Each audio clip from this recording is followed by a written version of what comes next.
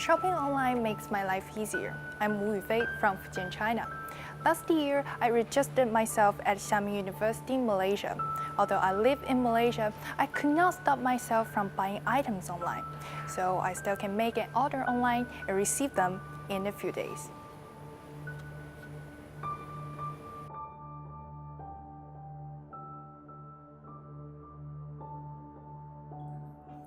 The concept of information and communication technology, as seen by the Ministry of Education, includes systems that enable students like me to access, manipulate, and communicate in various forms.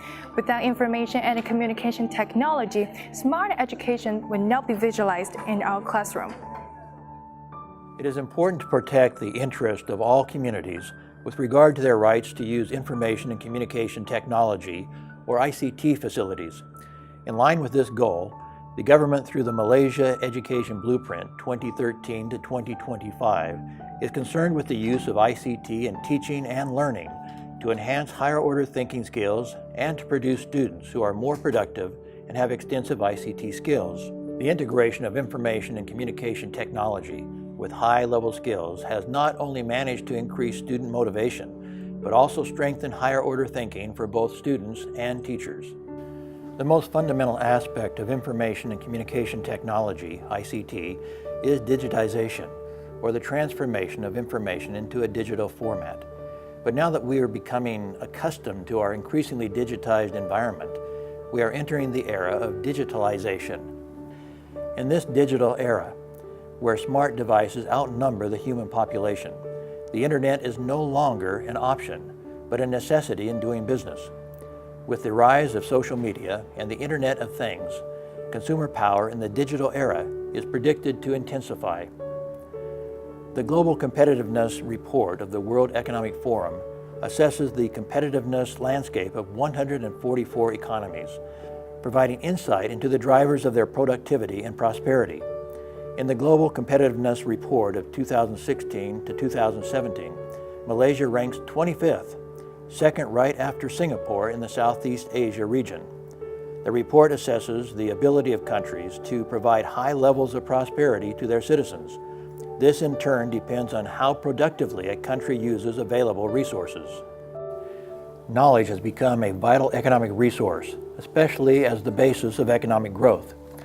Information and communication technology acts as a significant dimension and indicator towards building a knowledge society in Malaysia.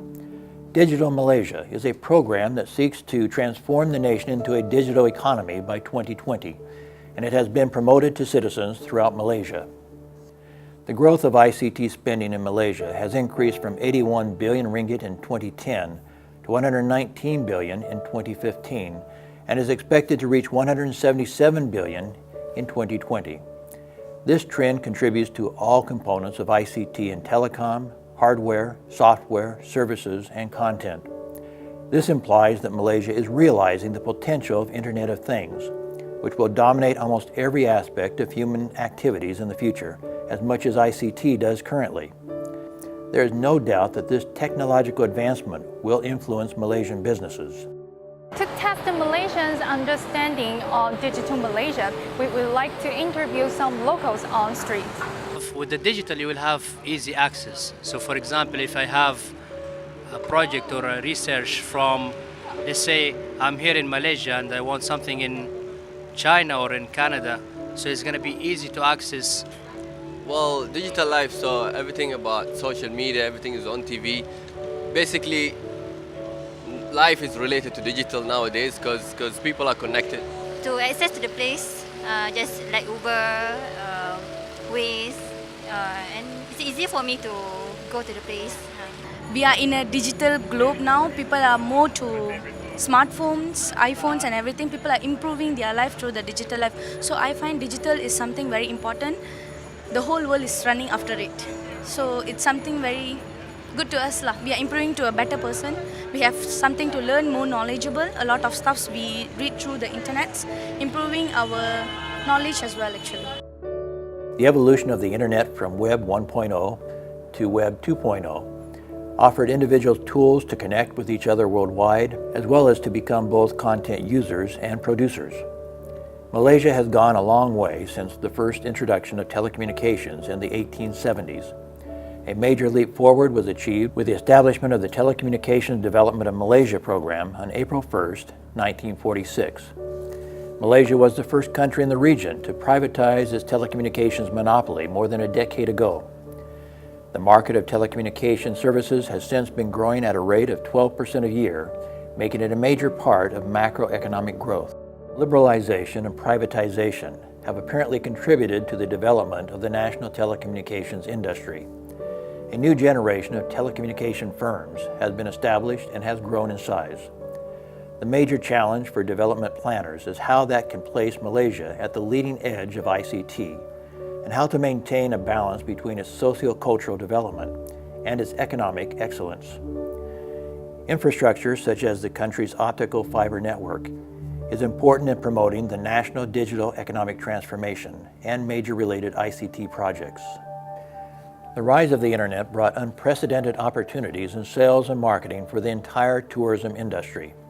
At the dawn of the new century, the internet was primarily used for public relations, in communicating with journalists, and in promoting the Tourism Board Roadshow. By 2005, tourism websites began to be developed.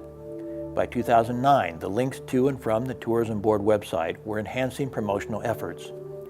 By 2010, social media such as Facebook, WhatsApp, and WeChat became important promotional tools, and tourism websites have now increasingly provided online booking. According to the latest research, small to medium enterprises, which abbreviate to SMEs, constitute 99.2% of the total business establishment in Malaysia, around 519,000 SMEs in total. Of the total number of SMEs, 86.5% are in the service sector. The number of accredited ICT companies is just 2,645. This represents less than 0.5% of the total SME sector. There is certainly room for increased ICT SME development. ICT business incubators in Malaysia have evolved through a number of generations. Each has exhibited gradual improvement in terms of the availability of services and resources. The existence of different incubators and the evolution of the business incubator model over time were necessary to accommodate the requirements and needs of business, which in turn drives diversity in incubator services. Effective ICT system in public service, tourism, education, and all areas of industry will open doors to a new era of economic growth with the digitalized, sustainable economy that serves customers here in Malaysia, as well as those throughout Southeast Asia and around the world.